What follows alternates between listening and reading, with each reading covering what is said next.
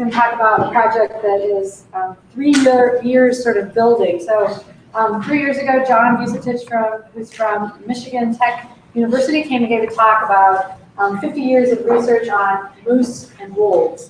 And when John came, they were focused on the predator side. And then he talked to my lab, and if anybody knows what we do in our lab, we do the plant side, thinking about herbivores. And so John and I talked, and we had breakfast together, and he said, you know, I've really been wanting to think about how the dietary quality of plants might influence this moose-wolf system. And I said, okay, well, let's talk about this. And so we started collecting preliminary data, and in the meantime, I was trying to find a really good student that could take on this project. So the project is, what I think is amazing about it is the ability to test how plant quality influences populations of vertebrate herbivores, which is pretty cool. And there's very few systems you can do this in. Why? Because vertebrates live long periods of time. How do you measure populations? How do you link diet quality to that? So it's a pretty daunting project. And so we were looking for a student that could sort of take on this really large project. And so John is one of the committee members, along with Ian, Dr. Robertson. And so that's sort of the project. And so then I had to find somebody. And so I'll give you a little bit, if you know, maybe you do or don't know Dan, maybe you've seen him and you've tried to not make eye contact with him. He's sort of intimidating. So Dan was an undergraduate in my comparative physiology class, which some of you guys are taking now. And I'm not teaching it. Dan essentially is partly teaching it. And so he was in that class, and it was pretty, intimidating.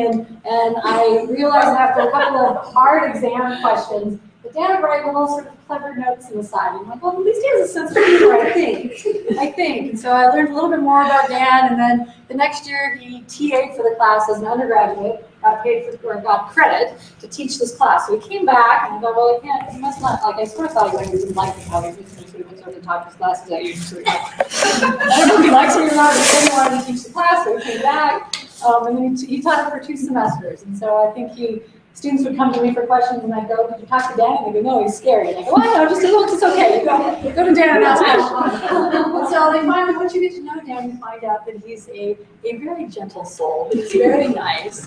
And he's one of 2 people, the other one actually is in this room, that at the end of the class, I'd have students come in and I'd give them advice and tell them about their strengths and weaknesses as I saw them being scientists. And this is a scary thing to get critiqued about type of scientist you are. So Dan was one of the people that came in, and I said, you did a really good job. I said, but maybe you should smile a little bit more, or something to that effect, and make people feel a little bit more comfortable by showing that you're a really nice guy, because he is a nice guy. And so I think over the last 2 years, you've done this more. Like, students come into our lab, and he's become the lab dad, I think, to many of the people in the lab. So he's an exceptionally great scientist, and he actually, if you want to, after the end of this, if you'd like to join us at Boise Brewery, come find out the nice guy is. Really, if you don't already know this.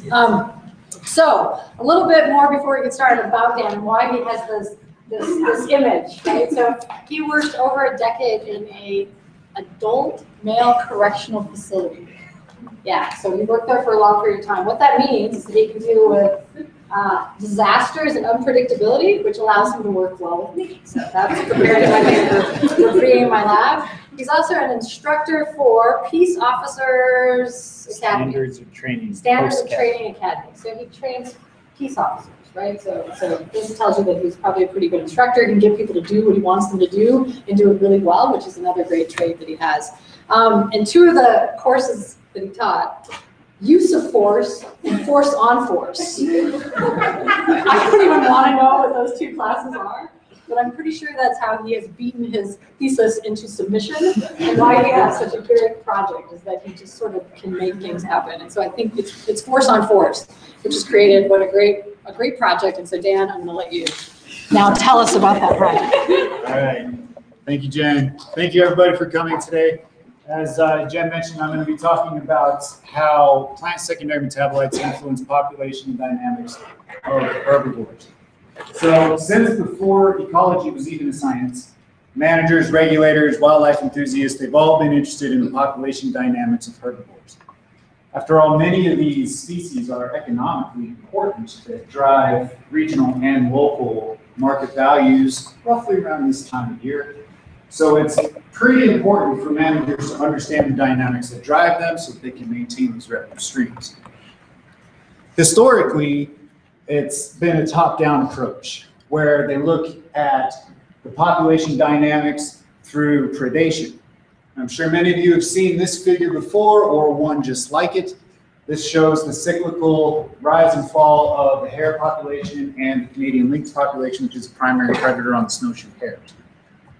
So there are all kinds of models for predator-prey systems that follow this same kind of pattern, where you see one rise, the other rise, then one falls, shortly later the other falls.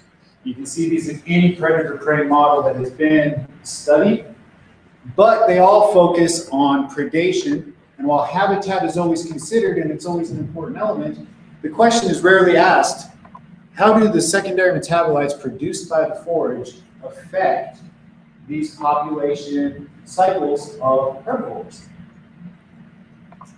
So plants they're static, but they're not helpless. And in the 4B lab, we have quantified secondary chemicals or secondary metabolites, or PSMs, as I'll refer to them, is in a number of different plants. And they all have very different signatures. They have different concentrations. They contain monoterpenes, tannins, phenolic compounds, alkaloids. And these are secondary compounds, which is to say that they are not needed for primary production. So they're used for other purposes within the plant. And a lot of them are very defensive in nature. Tannins, for example, can inhibit digestion. Certain monoterpenes have acute and chronic toxic effects. Certain phenolic compounds, while many are very beneficial, certain ones can be acutely hepatotoxic, which is to say blood toxic through the liver and detoxification systems. So not all plants produce these equally. There is intra-patch variation in the number and concentration of monoterpenes that are produced, or not just monoterpenes, but all PSMs. And even the same plant can produce different concentrations at different points within the plant, which is to say 2 leaves off the same plant can have different concentrations of terpenes. So in some work done right here at Boise State University through Graham Fry and Amy Lapid, they demonstrated that herbivores are aware of this toxin concentration. Graham Fry worked on an avian herbivore, this greater sage grouse, and demonstrated that they do browse selectively based on PSMs and nutrient quality of the plant. This figure is a multi-regression model taken from Graham's work, and you can see as toxin concentration decreases and nutrition increases, the selectivity for that plant also increases almost exponentially. Amy Lapid did the same thing on a mammalian herbivore, the very small, cute, and adorable pygmy rabbit, and she showed the same thing. They do browse selectively with respect to plant secondary metabolites or PSMs. But what does that say about the large herbivores, the large ungulates running around in the hills, the deer, the elk, the moose? In 2005, Stolter et al. Conducted a wild freeland study on Alaskan moose, where they watched moose browsing on 2 species of willow. They then did a chemical quantification on those 2 species of willow before and after browsing. And what they found was that as a response to browsing, the willow species upregulated the production of 12 phenolic compounds. And as a result of that upregulation, browsing by moose decreased. So the moose are somehow aware that these compounds are changing within the plant and they don't want to eat them anymore. And that's essentially all that we've garnered out of studying these things in wild populations is selectivity. Most of what we know about the effects of secondary metabolites comes from captive feeding programs, where partially domesticated animals, deer, elk, walrus, they are fed certain concentrations of secondary chemicals or certain cocktails of secondary chemicals or PSMs. We got a lot of information in the body of science and literature that's out there now that talk about the physiological effects of ingesting these chemicals, the physical and nutritional effects, and even feedbacks into reproduction and recruitment based on these secondary metabolites. But none of this really translates very well into wild populations because these controlled feedings are exactly that. They're very tightly controlled. We're feeding them 1, maybe 2 compounds at a specific concentration, but they're not getting the exact cocktail of PSMs that they would get in the wild. So it's very hard to translate these effects into wild populations. Arguably, one of the most translatable effects is PSM avoidance. And that is, in feeding trials, we can see that animals will avoid one compound or a cocktail of compounds while preferring others. And sometimes this PSM avoidance can go to the point of starvation. In 1984, Reichard et al. Demonstrated that snowshoe hares, the prey item that drives the cycle pattern in the Canadian lynx model, will starve itself to death versus eating certain birch sprouts that sprout late in winter. Other studies have shown the same thing in the Norway rat, that it won't even approach certain foods and it'll choose to just wither away and die before it eats. In one interesting study, I just put this in because I thought it was interesting. Some researchers took a shrub that was browsed on by mule deer and offered it to a giant eland, which is an antelope that lives in Africa. And the eland wouldn't touch it, wouldn't go anywhere near it. No matter how long it had gone without food, it would not eat this shrub. It's important to point out that that study was not allowed to go to the point of starvation on the eland, but it did go for several days without eating anything. But the question remains, given all this valuable information that we've gotten from captive feeding trials on the effects and physiological effects of PSMs, how do these compounds affect the population cycle? I submit that there is, in tandem with the predation effect, a toxin-dependent effect, a functional response, if you will, that comes from the bottom up, and they sort of meet in the middle. And this is explained by this equation. So before you get lost in the equation, let's put it simply on what would be your left side of the equation, and that is population growth minus predation. Now, population growth is dependent upon the quality of food that's being consumed. That is how much protein is in it and how defended it is with PSMs. So essentially, you have growth minus death equals a population dynamic as a result of the quality of the food. So the overall project objective is to determine the influence of PSMs on a population dynamics of herbivores in a wild setting. This is very difficult to assess in wild populations. In order to be able to assess the effect on a population, you need to know what the animals are eating, the concentration of the PSMs in what they're eating, how much they're eating, both with respect to plant biomass and the concentration of PSMs in that plant biomass. And you also need to know the physiological and nutritional effects on the population as a whole. This is very problematic. Most studies can answer the first two questions. Simple observational studies can tell you what an animal is eating, wait for the animal to walk away, go take a sample, take it back to the lab. You can figure out the PSMs that are in it. Answering the second two questions, exactly how much they're eating in terms of PSMs and biomass, and the physiological and nutritional effects on the population are much more difficult to answer. And my study focuses on answering those two questions. So my questions and my objectives are, one, do toxins influence dietary selection? And my objectives for this question are to determine what moose are eating, how much they are eating, and if there's any toxin-mediated browsing taking place. My second question is, do toxins have an effect on nutritional condition? And my objectives are to determine physiological effects and effects on nutritional condition on herbivores. To answer this question, we're traveling halfway across the country to Isle Royale, Michigan. Many of you, I'm sure, have heard of Isle Royale, Michigan.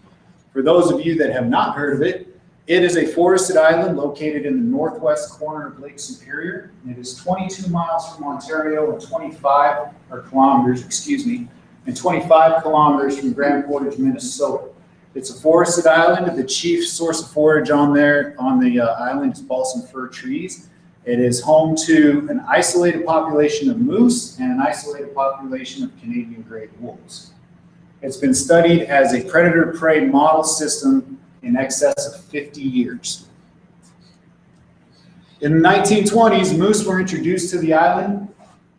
How is not exactly clear. However, moose are fantastic swimmers, and they have been recorded swimming up to 6 miles an hour for 2 hours straight. So the popular theory is that they swam from Canada to the island for reasons unknown, but that's the popular theory of how they got there.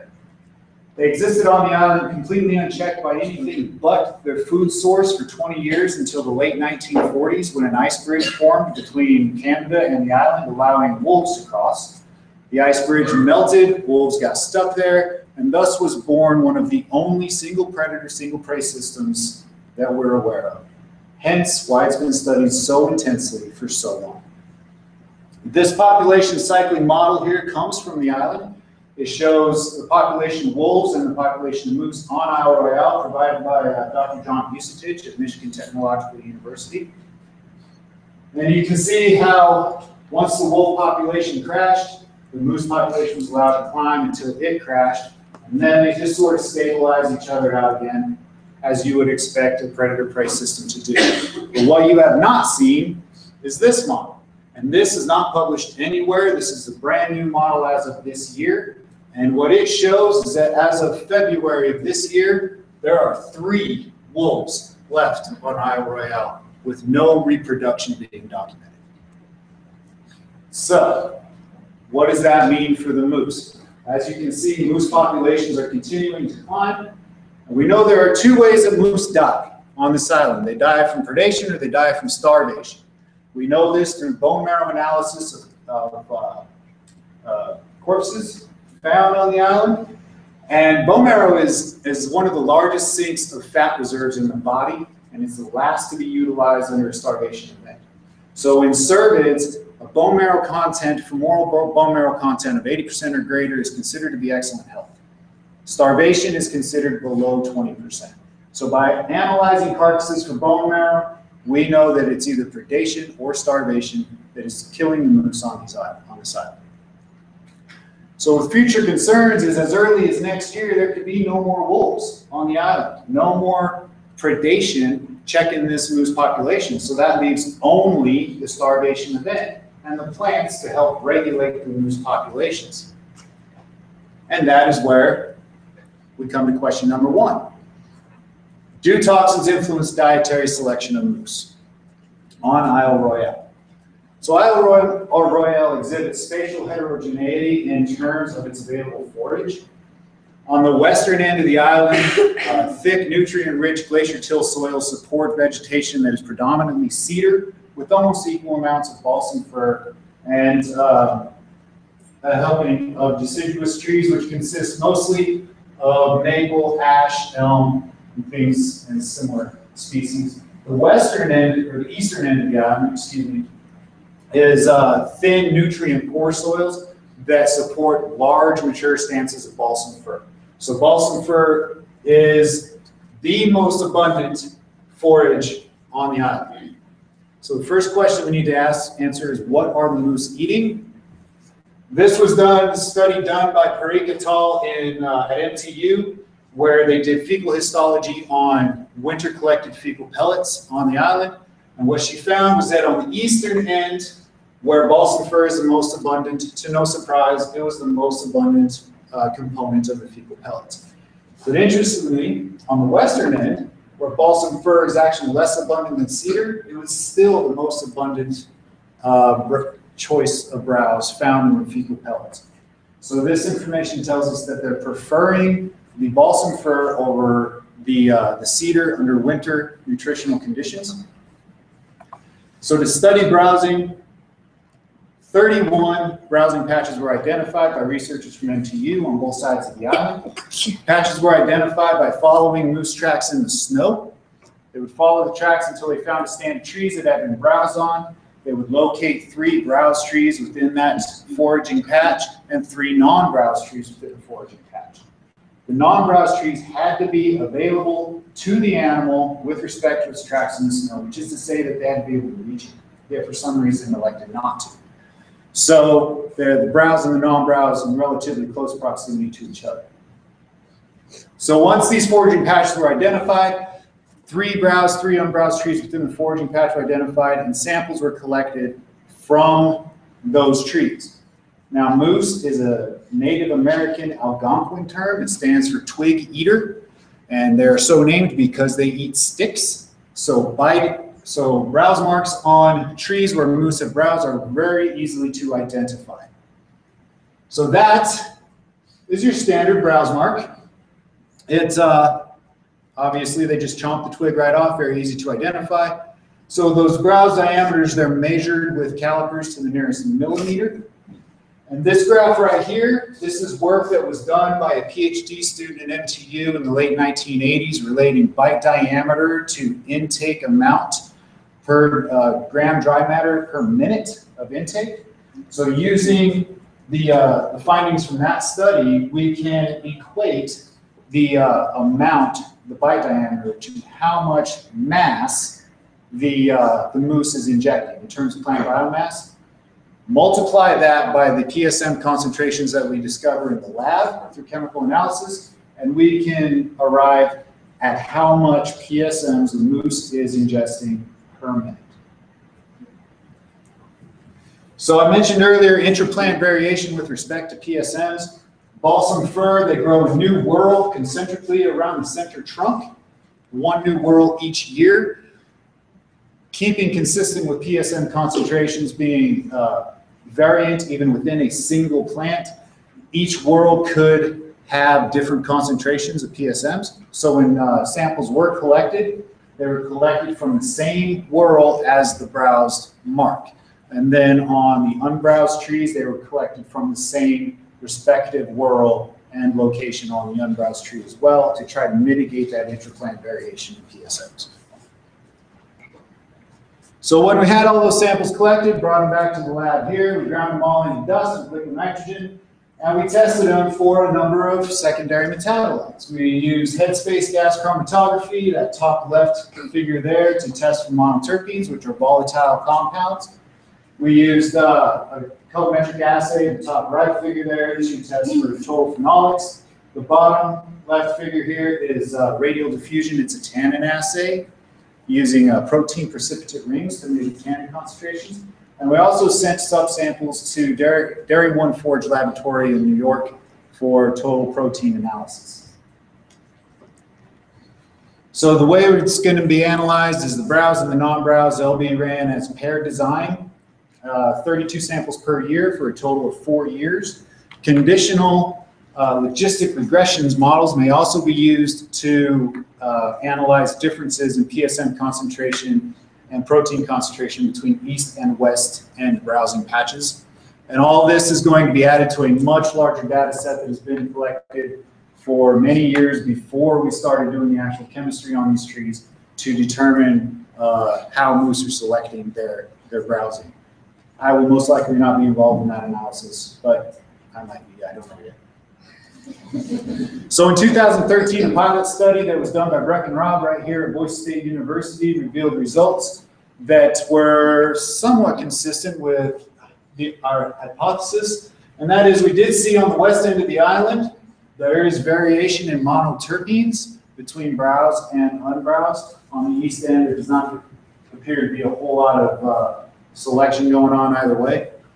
But between the two ends of the island, this also came from the pilot study done in 2013. You see higher pea protein and lower tannins on the west end of the island with less variation in both. So with looking at compounds here along the x-axis and relative concentration along the y-axis, we see that with respect to tannins, which if you recall may inhibit digestion, and protein, the trees on the west end appear to be more nutritious. So that brings us to question 2. Do toxins have an effect on nutritional conditioning? With the objective of identifying physiological effects and nutritional effects. Now everybody knows intuitively almost that when you eat something that is bad for you, you're not supposed to have it, your body has to do something with it before it can either process it or excrete it. It's got to be changed somehow to where it's not harmful anymore. This is done chiefly in the liver. So there are 2 detoxification phases that are primary to this pathway, and that is phase 1 detoxification, which is driven by cytochrome enzymes. And that involves the oxidation, reduction, or hydrolysis of the PSMs that are ingested. And then there's phase 2, driven by transferase enzymes, which involves the conjugation of these invading molecules to endogenous molecules that make them more water soluble, get them out of the body through the renal system. It's this phase 2 conjugation pathway that I want to focus on the most. So when you eat something that has to be taken out of the body, the liver goes to work and it recruits transferase enzymes. And what they do is they oxidize a glucose molecule. They add a carboxylic group to it to make a carboxylic sugar acid compound. And this sugar acid compound readily bonds to lipophilic xenobiotics or fat-soluble xenobiotics, makes them water-soluble so that they can be excreted through the urine without much effort. They're then, once bonded through glycosidic bonds, they are transferred to the kidneys and excreted through the urine. Here we have alpha-pinene. It is a popular monoterpene found in a lot of plants. When it is ingested, before it can be excreted from the body, it must first be oxidized. It must have active groups added to it, and that is a phase 1 pathway. It must then be conjugated to glucuronic acid, which is a phase 2 pathway. Now you have the energy that goes into protein synthesis to build these, plus a direct loss of glucose from the hepatic portal, and that culminates in a loss of endogenous energy reserves. So in 2000, Cervello et al. Did a study with white-tailed deer as a captive feeding trial where they fed white-tailed deer 4 different treatment groups of natural forage mixed with an artificial deer feed. Over time, they increased the gram dry weight of natural forage that they were including in this deer feed, and they measured the glucuronic acid output over that same course of time. And the 4 species they used were balsam fir, cedar, and hemlock. And here they measured gram ingested versus glucuronic acid excreted over time. And I'd like to draw your attention to this top line right here with the squares. That is balsam fir. Now recall, balsam fir is the chief source and primary selected browse on Isle Royale, and according to this study, had the greatest effect on glucuronic acid output over cedar and even hemlock. So Sorensen et al. In 2005 did the same kind of study looking at specialization versus generalist. And what they found was that the generalist browser created far more glucuronides when given the same diet than the specialist did. This study was done in wood rats feeding on juniper, but moose are commonly considered to be generalist browsers feeding on primarily balsam fir. So we would expect to see as dry matter increases, so would glucuronic acid in the system. So when mammals digest proteins, they break them into amino acids and a byproduct known as urea and nitrogen. So when you're detoxifying your food, if you're spending more energy on detoxifying your food than they are in getting out of what they're eating, that results in a negative energy balance and an energetic deficit that must be made up in order to maintain proper physiological function. This deficit is made up through utilization of fat reserves and through catabolism of endogenous proteins or the breakdown of self-markered proteins. And this leads, under winter nutritional condition, to an increased production of urea and nitrogen. Researchers in 1991, Delboudis et al. And Cervello et al., they found that under winter conditions, body condition decreased while urea and nitrogen in the urine increased.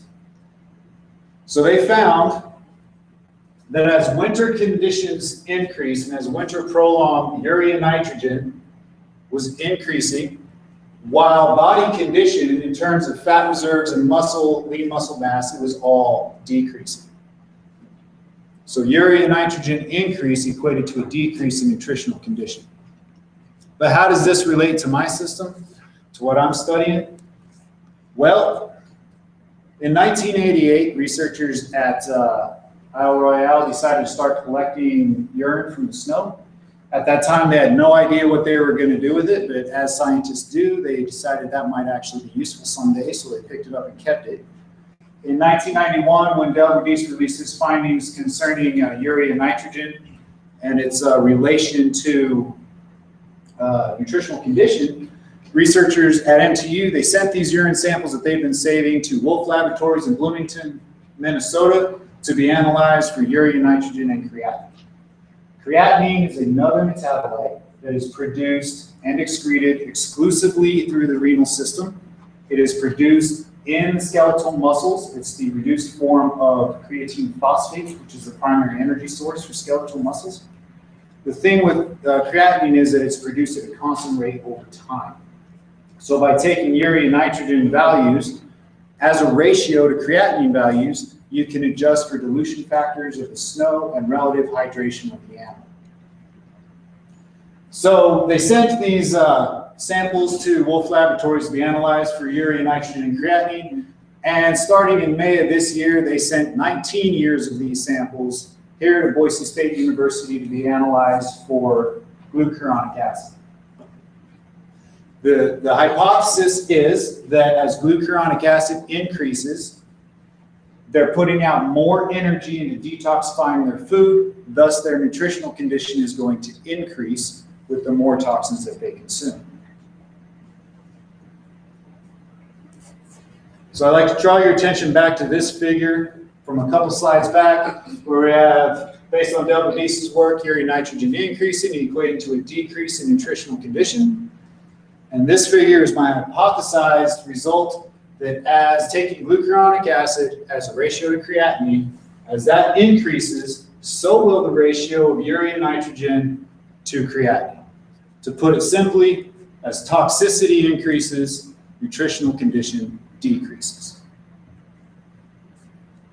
So as Dr. Forbin mentioned in her introduction, I started this project in the spring.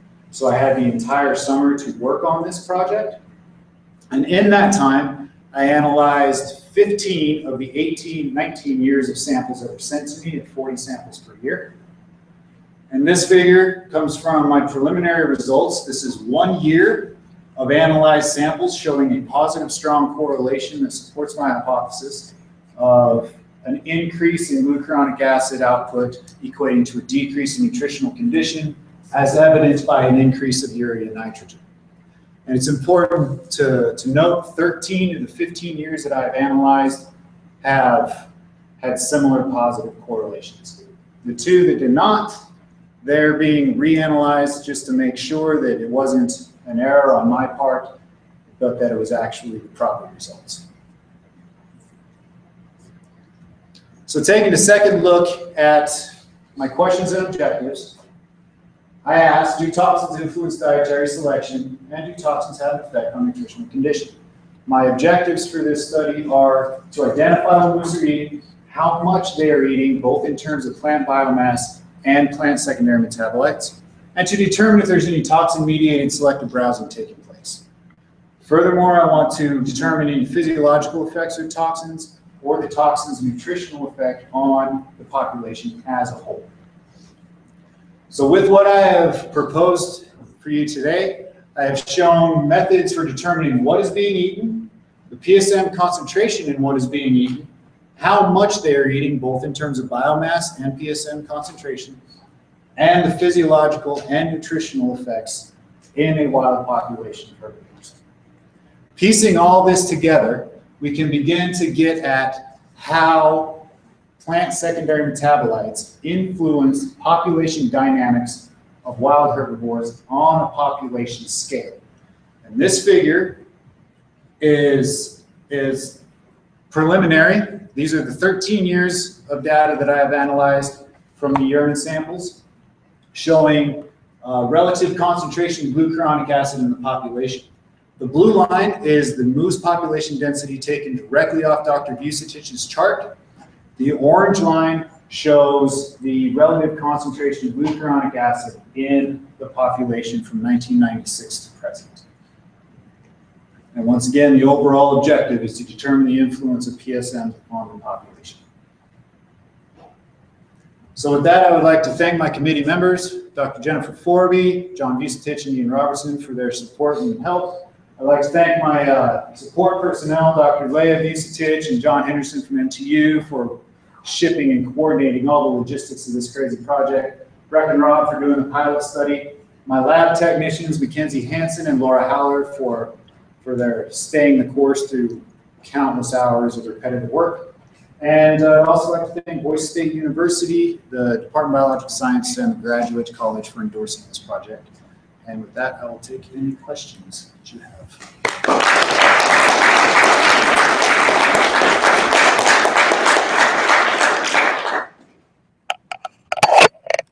Yes, sir. There's a correlation between monoproteins and glucuronic acid concentration. Glucuronic acid concentration. That's going to be part of the analysis, is going to be looking at individual classes of monoterpenes. So we have not monoterpenes, but PSMs. So we have the monoterpenes, the tannins, and the phenolics. And we're going to be looking to see if any one specific of those is driving any kind of selection, or if it's responsible for the production of the glucuronic acid within the animals. Yes, sir. So over the years, wolf numbers have been changing. One of the premises you started at the beginning was that we've always looked at habitat selection from this predator prey kind of viewpoint, and you're sort of investigating the forage as being a factor in it as well.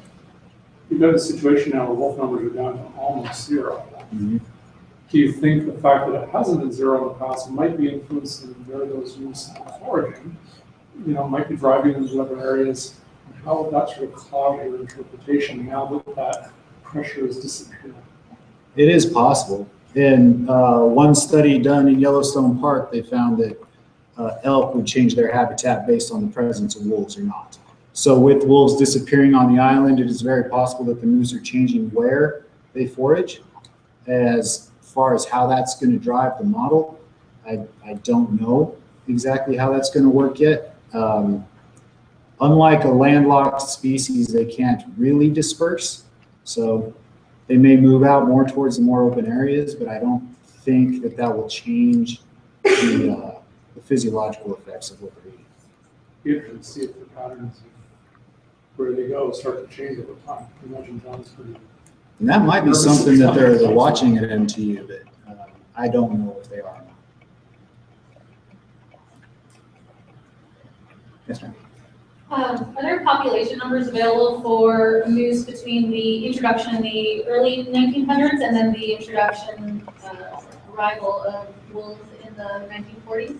There is not in the manner that was depicted here in the graph, but there is some literature on it that says that they did have a large starvation event in the mid-30s. So apparently the population grew to a point where they all had to die off and start over again, and without the moose or without the wolves.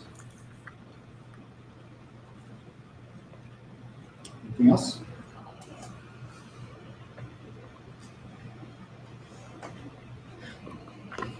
Okay, no other questions?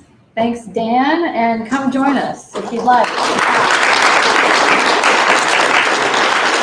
I promise you won't collect your urine to test your toxicity levels.